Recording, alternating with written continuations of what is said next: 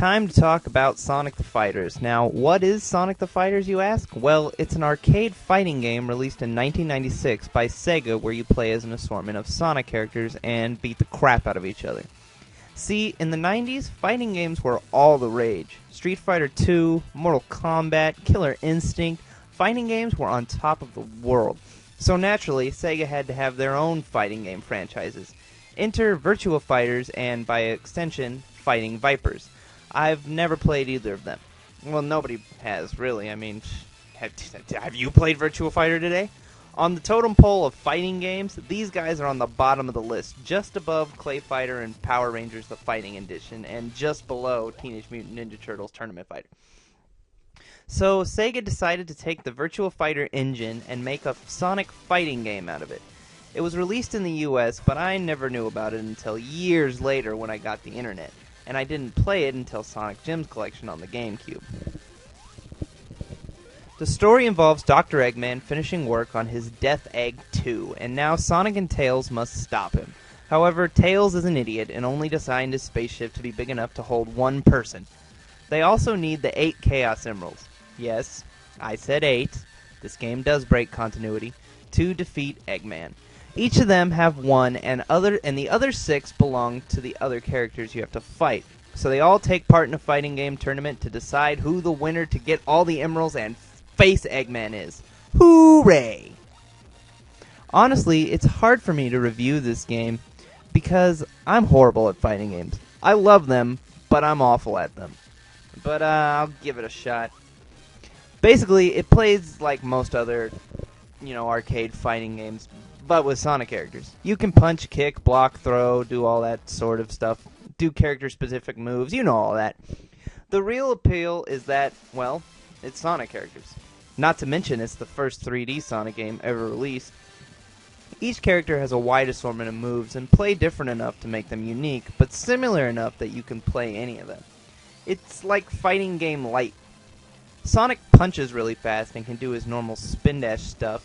Tails can fly up in the air and drop people on the ground. Knuckles just punches the crap out of everything. Amy uses her Pico Pico, or Pico Pico, however you pronounce it, hammer in its very first appearance. She also sucks, and looks like she belongs in an old Mickey Mouse cartoon for some reason.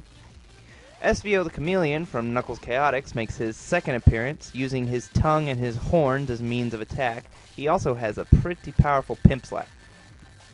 Knack the Weasel, or Fang the Sniper as he was referred to in this game, makes his first and only 3D appearance as the biggest badass in Sonic canon.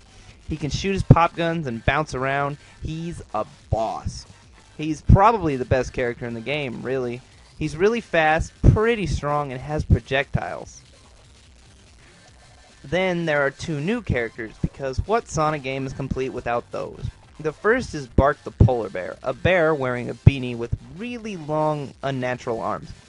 He has a lot of throwing and punching moves. He can also flatten you with this, which is a really strange mechanic when you think about it. He deals the most damage, but he moves the slowest, so it's high risk, high reward there. Then there's Bean the Dynamite Duck, a green duck which actually takes inspiration from another Sega arcade game, just called Dynamite Ducks, but with an X, because X's are extreme. Bean is also a boss. He throws bombs around as his primary attack. His only downside is he isn't too strong, but he makes up for it by the fact that he has projectiles. Bean and Knack are the only 2 characters with projectile moves, which make them really useful in battle. If this game had a tier list, I would imagine Bean and Knack would be the Yoon and Fei Long. Both Bean and Bark haven't been in a Sonic game since, which is likely because they're just too cool for them. They do appear a bit in the Archie comics, though, as well as a Sega Saturn fighting game called Fighters Mega Mix, where you can play as everything from a race car to a palm tree. I didn't make that up. There's also a character you can only get by hacking called Honey the Cat. She can't be found on the Gems Collector's version, so I can't show you her, but apparently she's based on a character from Fighting Vipers and can be fully played when hacked. She has Knuckles moves for some reason, from what I read, anyway. The arcade mode is your typical arcade-style mode. It's also the main draw of the game. You pick a character and plow through all the other characters one at a time, but always in the same order. For some reason, Knuckles is the first and easiest opponent, even though he should be the best character in this game when it comes to fighting. So that annoys me. Sonic is also the last opponent you fight before the final boss, which I guess is appropriate, but it seems mean to hide Sonic until the 8th round, especially with how damn hard this game is. Yeah, because it's an arcade game, it was designed to drain kids of their quarters. So naturally, it's incredibly hard. I'm not even good enough to get past Espio, the 4th opponent. Yes, the 4th opponent. But on Jim's collection, you can toggle the difficulty so scrubs like me can stand a chance.